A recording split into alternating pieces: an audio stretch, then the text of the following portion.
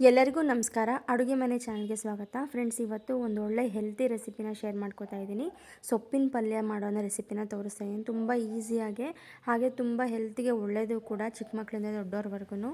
ಹಾಗಾಗಿ ಇವತ್ತು ಸೊಪ್ಪಿನ ಪಲ್ಯ ಮಾಡೋದನ್ನ ತಿಳಿಸ್ಕೊಡ್ತೀನಿ. ಸೊಪ್ಪು ನಾನು ಇವಾಗ ಚೆನ್ನಾಗೆ ಒಂದು 5-6 ಸರಿ ಚೆನ್ನಾಗಿ ತೊಳ್ಕೊಂಡು ಚಿಕ್ಕದಾಗಿ ಹೆಚ್ಚಿಟ್ಕೊಂಡಿದ್ದೀನಿ. ಒಂದು 3 ಈರುಳ್ಳಿ, ದಪ್ಪ ಈರುಳ್ಳಿ 3, ಒಂದು 4-5 ಹಸಿಮೆಣಸಿನ್ಕಾಯಿನ ಹೆಚ್ಚಿಟ್ಕೊಂಡಿದ್ದೀನಿ. ಇವಾಗ ಒಂದು ಪಾತ್ರೆಗೆ ಒಂದು 2-3 ಸ್ಪೂನಷ್ಟು ಎಣ್ಣೆ ಹಾಕ್ಕೊಂಡು ಬೆಳ್ಳುಳ್ಳಿನ ಒಗ್ಗರಣೆಗೆ ಹಾಕೋತಾ ಇದ್ದೀನಿ. ಆಪ್ಷನಲ್, ಬೆಳ್ಳುಳ್ಳಿ ಬೇಡ ಅಂದರೆ ನೀವು ಬೇಕಾದ್ರೆ ಸ್ಕಿಪ್ ಮಾಡ್ಕೋಬಹುದು.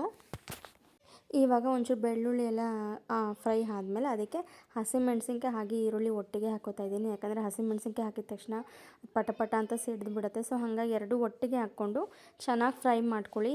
ಈರುಳ್ಳಿ ಹಸಿ ಸ್ಮೆಲ್ಲೆಲ್ಲ ಹೊರಟೋಗಬೇಕು. ಸ್ವಲ್ಪ ಎಲ್ಲ ಬ್ರೌನ್ ಕಲರ್ ಆಗೋವರೆಗೂ ನೀವು ಚೆನ್ನಾಗಿ ಫ್ರೈ ಮಾಡ್ಕೊಳ್ಳಿ.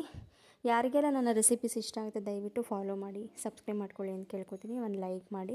ಇವಾಗ ನೋಡಿ, ತೊಳೆದು ಹೆಚ್ಚಿಟ್ಕೊಂಡಿರೋಂತಹ ಸೊಪ್ಪು, ನೀವು ಸೊಪ್ಪು ಯಾವುದಾದ್ರು ತೊಗೊಳ್ಳಿ. ನಾನಿಲ್ಲಿ ಬಂದು ಬೆರಕೆ ಸೊಪ್ಪು ಅಂತ ಹೇಳ್ತಾರೆ ಅನಿಸುತ್ತೆ, ಇದು ಆ ಸೊಪ್ಪು ತೊಗೊಂಡಿದ್ದೀನಿ ನಾನು.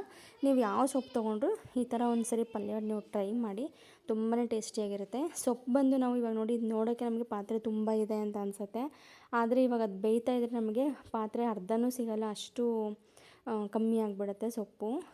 ನೋಡಿ, ಇವಾಗ ಈ ರೀತಿ ಚೆನ್ನಾಗಿ ಕೈ ತಿರುಗಿಸ್ಕೊಂಡು ಹೈ ಫ್ಲೇಮಲ್ಲೇ ನೀವು ಬೇಯಿಸ್ಕೊಳ್ಳಿ. ನೋಡಿ, ಈ ಥರ ಬೇಯಬೇಕು, ಚೆನ್ನಾಗಿ ಬೇಯಬೇಕು.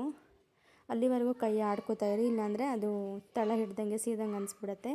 ನೀರಿನ ಅಂಶ ಇದ್ದರೆ ಚೆನ್ನಾಗಿ ಬೇಯ್ಕೊಳ್ಳುತ್ತೆ, ಬಟ್ ನೀರಿನ ಅಂಶ ಇರಲಿಲ್ಲ ಅಂದರೆ ಸೀದಂಗೆ ಆಗಿಬಿಡುತ್ತೆ. ಸೊ ಹಾಗಾಗಿ ಈ ರೀತಿ ನೀಟಾಗಿ ಕೈ ಆಡ್ಕೊಂಡು ಮಿಕ್ಸ್ ಮಾಡ್ಕೊಳ್ಳಿ. ಈಗ ರುಚಿಗೆ ತಕ್ಕಷ್ಟು ಉಪ್ಪನ್ನು ಸೇರಿಸ್ಕೊತಾ ಇದ್ದೀನಿ. ಹಾಗೆ ನಾನು ಹಸಿಮೆಣ್ಸಿನ್ಕಾಯಿ ಹಾಕಿರೋದ್ರಿಂದ ಸಾಂಬಾರು ಪುಡಿ ಒಂದು ಸ್ಪೂನಷ್ಟು ಹಾಕ್ಕೊತಾ ಇದ್ದೀನಿ. ಖಾರದ ಪುಡಿ ಹಾಕ್ತಾಯಿಲ್ಲ, ಹಸಿಮೆಣ್ಸಿನ್ಕಾಯಿ ಹಾಕಿರೋದ್ರಿಂದ. ಹಸಿಮೆಣ್ಸಿನ್ಕಾಯಿ ಹಾಕಿಲ್ಲ ಅಂದರೆ 1 ಸ್ಪೂನ್ ಖಾರದ ಪುಡಿ ಹಾಕ್ಕೊಂಡ್ರೆ ಆಯಿತು. ಇವಾಗ ಕಾಯಿ ತುರಿ, ಮೇಯ್ನು ಸೊಪ್ಪಿನ ಪಲ್ಯಗೆ ನಮಗೆ ಕಾಯಿ ತುರಿ ಹಾಕ್ದ್ರೇ ರುಚಿ ಬರೋದು.